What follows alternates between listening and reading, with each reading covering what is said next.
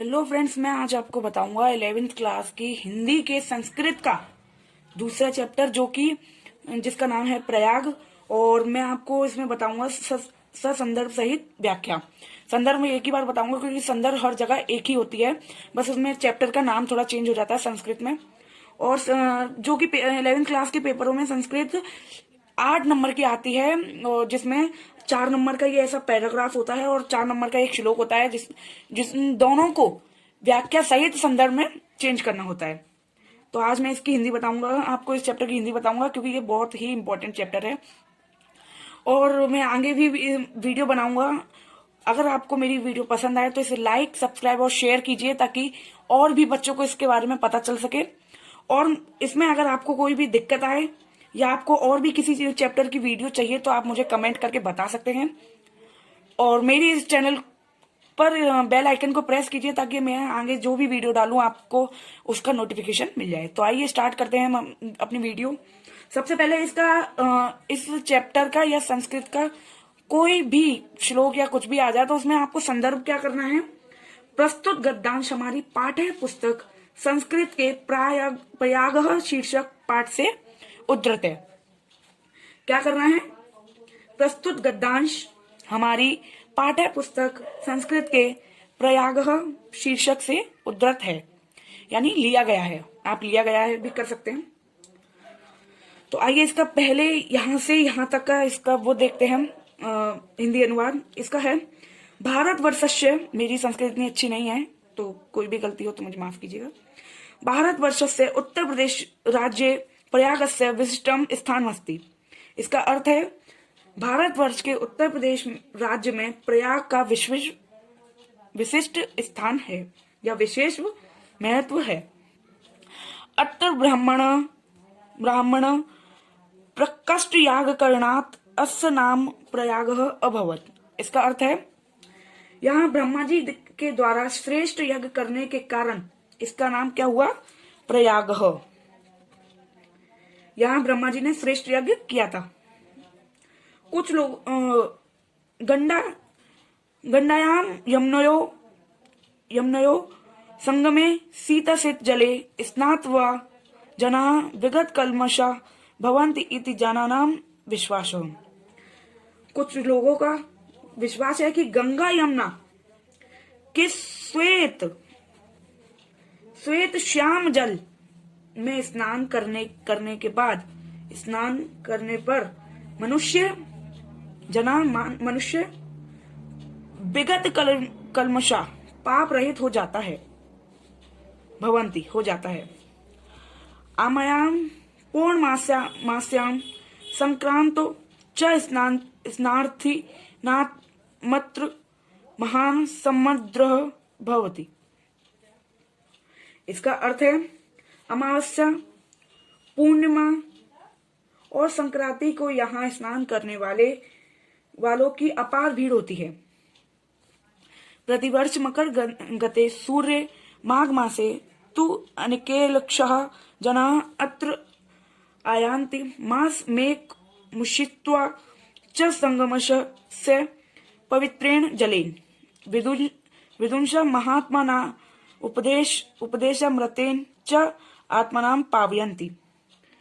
इसका अर्थ है प्रतिवर्ष सूर्य के मकर राशि में चले जाने पर माघ के महीने में तो कई लाख लोग यहाँ आते हैं और 1 मास तक रहकर, 1 मास यानी कि 1 महीने तक रहकर संगम में पवित्र स्नान और पवित्र जल से और विद्वान महात्माओं के उपदेश रूपी अमृत से स्वयं को पवित्र करते हैं। ठीक है। और अस्मिनेव पवित्रिणी महाराजा श्रीहर्ष पश्चवर्षम अत्र गत्य सर्वस्वमेव यथा केम्भ्यो दत्वा मेघ इव पुनः स्वच्छयार्थः स्वराजधानी प्रयागच्छत्। इसी पर्व पर महाराजा हर्षवर्धन प्रति 5वें वर्ष यहाँ आकर मांगने वालों को सर्वस्व दान देकर बादलों की भांति पुनः संचय करने के लिए अपनी राजधानी लौट जाते हैं। तो ये हमारी इस पैराग्राफ की हिंदी पूरी हुई। अब आते हैं दूसरे पैराग्राफ पर। वीडियो बहुत लंबी हो जाएगी इसलिए मैं थोड़ा जल्दी जल्दी कर रहा हूं। तो आप इसकी यहाँ से देख लीजिए, मैं आपको पूरी एक एक लाइन बताऊंगा। पहली लाइन का अर्थ है, क्योंकि संस्कृत पढ़ने में बहुत टाइम लग रहा है और वीडियो बहुत लंबी हो जाएगी, जिसमें ना आपको मजा आएगा और ना मुझे मजा आएगा। तो इसलिए पढ़ने में जब तक इंटरेस्ट ना है तो पढ़ने का कुछ फायदा नहीं होता। तो चलिए मैं इसमें जल्दी जल्दी लाइन को बता देता हूँ। दूसरे पैराग्राफ की पहली लाइन, ये अस्थि तक, इसका अर्थ है ऋषि भारद्वाज का आश्रम भी यही है। यत्र पुराण दशस्मिता विद्यार्थी अधितेन आसनम, यहाँ प्राचीन काल में 10,000 विद्यार्थी अध्ययन करते थे। पितु आज्ञा पालयनम पुरुषोत्तम श्री राम अयोध्या वनम गच्छन् कुत्र मया वस्तव्यम् इति प्रष्टुम अत्रैव भरद्वाजस्य समीपम आगत। पिता की आज्ञा का पालन करते हुए पुरुषोत्तम श्री राम अयोध्या के वन को जाते हुए मुझे कहाँ निवास करना चाहिए, यह पूछने के लिए यही ऋषि भारद्वाज के पास आए थे। चित्रकूट में त्वनिवास योग्यम उचितम स्नानम इति तेना दृष्टि रामः सीताया लक्ष्मणेन च सह चित्रकूटम अगच्छत।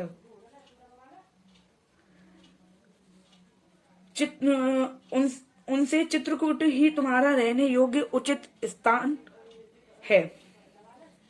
यह आदेश पाकर राम, सीता और लक्ष्मण के साथ चित्रकूट को गए थे। इसका अर्थ ये यहां तक हो गया हमारा। अब आइए नेक्स्ट पैराग्राफ पर। पूरा वत्स नाम कमेक समृद्धम राज्य मासीत। प्राचीन काल में वत्स नामक एक समृद्धशाली राज्य था। अस्य राजधानी कौशाम्बी इति नाति दूर वर्तते। इसकी राजधानी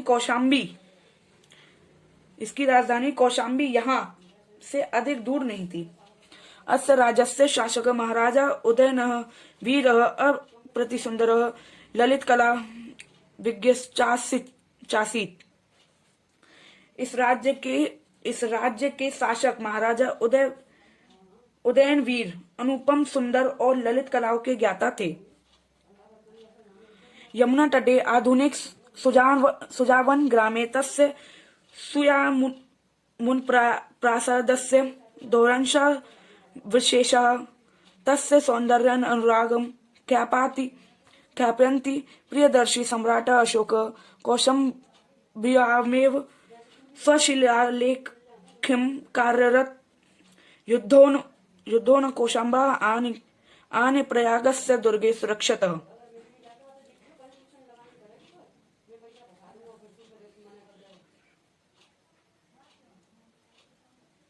यमुना के तट पर आधुनिक सुजावन ग्राम में उनके सुयामुन नामक महल के खंडर उनके सौंदर्य प्रेम को प्रकट कर रहे हैं। प्रियदर्शी सम्राट अशोक ने कौशाम्बी में ही अपना शिलालेख बनवाया था जो आजकल कौशाम्बी से लेकर प्रयाग के दुर्ग में अच्छी तरह से सुरक्षित रखा गया है। दुर्ग यानी कि महल।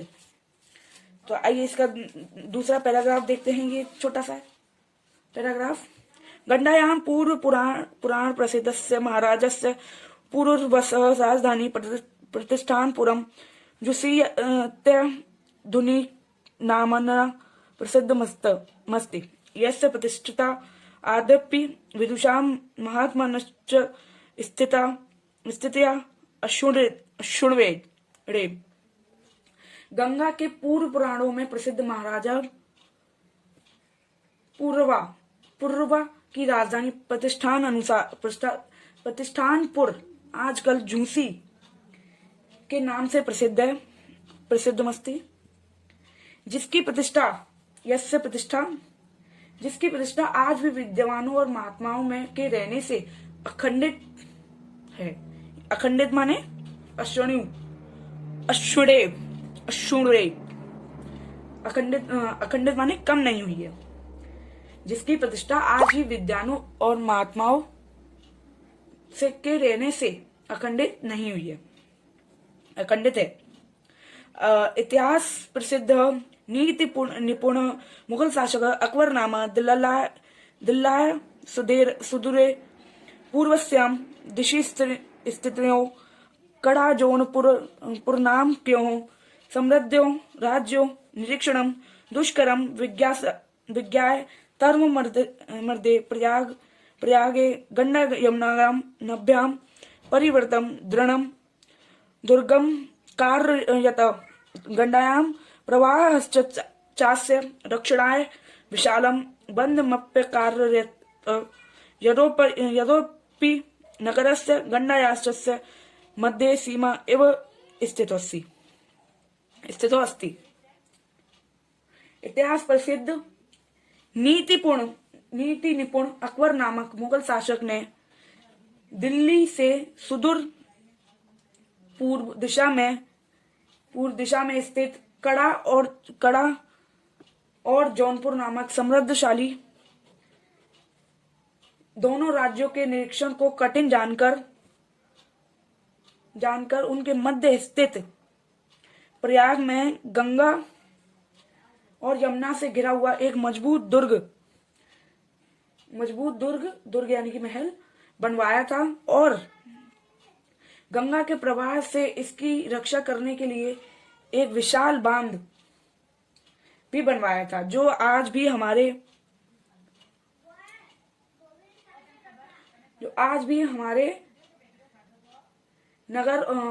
नगर और गंगा के मध्य सीमा के समान स्थित है।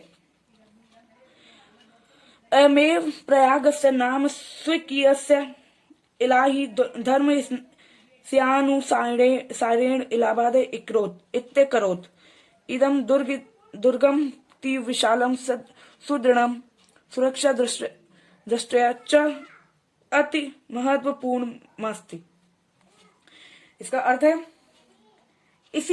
अकबर ने अपने इलाही धर्म के अनुसार प्रयाग का नाम इलाहाबाद रखा। ये बहुत ही इंपॉर्टेंट लाइन है, इसे आप अंडरलाइन कर लीजिए। ये लाइन बहुत ही इंपॉर्टेंट है। क्या है इसका मैं एक और बार बता देता हूं, क्योंकि बहुत ही इंपॉर्टेंट लाइन है। अकबर ने अपने इलाही धर्म के अनुसार प्रयाग का नाम इलाहाबाद रखा। यह दुर्ग अत्यधिक विशाल, अत्यधिक मजबूत और सुरक्षा की दृष्टि से अत्यंत महत्वपूर्ण है। तो अगला पैराग्राफ आइए देखते हैं। भारतस्य स्वतंत्र आंदोलनस्य इदं नगरम प्रधान केंद्रम आसीत्। यह नगर भारतवर्ष के स्वतंत्रता आंदोलन का प्रधान केंद्र था। भारतस्य स्वतंत्र आंदोलनस्य इदं नगरम प्रधान केंद्रम आसीत्। यह नगर भारतवर्ष के स्वतंत्रता आंदोलन का प्रधान केंद्र था। भारतस्य स्वतंत्रता आंदोलनस्य इदं नगरम प्रधान केंद्रम आसीत्। यह नगर भारतवर्ष के स्वतंत्रता आंदोलन का प्रधान केंद्र था। श्री मोतीलाल नेहरू, महात्मा मदन मोहन मालवीय, आजादो नामक चंद्रशेखरः अन्ये च स्वतंत्रता संग्राम सैनिकाः अस्यामेव पावन भूमे उच्चैस्त्वा आंदोलनस्य सज्जाननम् अकुर्वन्। राष्ट्रनायकस्य पंडित जवाहरलालस्य इयं क्रीडास्थली कर्मभूमिश्च। श्री मोतीलाल नेहरू, महामना मदन मोहन मालवीय, चंद्रशेखर आजाद और स्वतंत्रता संग्राम के अन्य सैनिकों ने इसी पावन भूमि पर रहकर आंदोलन का संचालन किया। राष्ट्र नायक पंडित जवाहरलाल नेहरू की यह क्रीड़ा स्थली और कर्म भूमि है। बस ये थोड़ा सा रह गया है। राष्ट्रभाषा हिंदी प्रचारे संकलनम हिंदी साहित्य सम्मेलनम अत्र स्थितम। यहाँ राष्ट्रभाषा हिंदी के प्रचार में संलग्न हिंदी साहित्य सम्मेलन स्थित है। अत्रैव च अनेक सहस्त्र संख्य देश विदेश विद्यार्थी परिव्रत विविध विद्यापारण्यते विद्याद्रविणे उपशोभितः च प्रयाग विश्वविद्यालय भारत भरद्वाजस्य प्राचीन गुरुकुलस्य नवीनम रूपमेव शोभते। और यहाँ राष्ट्रभाषा हिंदी के प्रचार में संलग्न हिंदी साहित्य सम्मेलन स्थित है और यही देश विदेश के हजारों विद्यार्थियों से घिरा हुआ है और विभिन्न विधाओं से परंपरागत एवं श्रेष्ठ विद्वानों से सुशोभित प्रयाग विश्वविद्यालय भरद्वाज के प्राचीन गुरुकुल के नवीन रूप की भांति शोभायमान है। स्वतंत्र इसमें भारते प्रत्येकम नागरिकाणां न्याय प्राप्ते अधिकार घोषणां कुर्वन् उच्च न्यायालय अस्य नगरस्य प्रतिष्ठां वर्धयति। इस स्वतंत्र भारत में प्रत्येक नागरिक के न्याय प्राप्ति के अधिकार की मानो घोषणा करता हुआ उच्च न्यायालय इस नगर की प्रतिष्ठा को बढ़ा रहा है। एवं गंगायाम यमुना सरस्वतीनां पवित्र संगमे स्थितस्य भारतीय संस्कृते केन्द्रस्य च महिमानां वर्णने महाकवि कालिदास सत्यम अकथत्। इस प्रकार गंगा यमुना और सरस्वती के पवित्र संगम पर स्थित और भारतीय संस्कृति के केंद्र की महिमा का वर्णन करते हुए महाकवि कालिदास ने सत्य ही कहा था। समुद्र पत्न्यो जल सन्निपाते पुतात्मात्र किलाभिषेकात् तत्त्वावबोधेन विनापि भूयश्च तनुजायां नास्ति शरीर बंधः। इसका अर्थ है यहाँ समुद्र की दोनों पत्नियां अर्थात गंगा और यमुना के जल के संगम पर स्नान करने से पवित्र आत्मा वाले व्यक्तियों को तत्व ज्ञान के बिना ही शरीर त्याग कर पुनः शरीर के बंधन में नहीं पड़ना पड़ता, अर्थात वे यहाँ स्नान मात्र से ही मोक्ष प्राप्त कर लेते हैं। तो मैंने आपको इसकी पूरी की हिंदी बता दी है। हाँ, मेरी थोड़ी संस्कृत थोड़ी गड़बड़ हुई है क्योंकि संस्कृत मुझे भी अच्छी तरीके से पढ़ना नहीं आता, लेकिन उसकी मैं आपको हिंदी बता दी है। अब इसे कीजिए और अगर इसमें कोई भी दिक्कत आए तो मुझे कमेंट कीजिए, और अगर आपको किसी भी और चैप्टर की हिंदी या किसी भी सब्जेक्ट में अगर आपको कोई दिक्कत आ रही है तो आप मुझे कमेंट कर सकते हैं, और इसे शेयर कीजिए ताकि ज्यादा से ज्यादा बच्चे इसका लाभ उठा सकें। Thank you.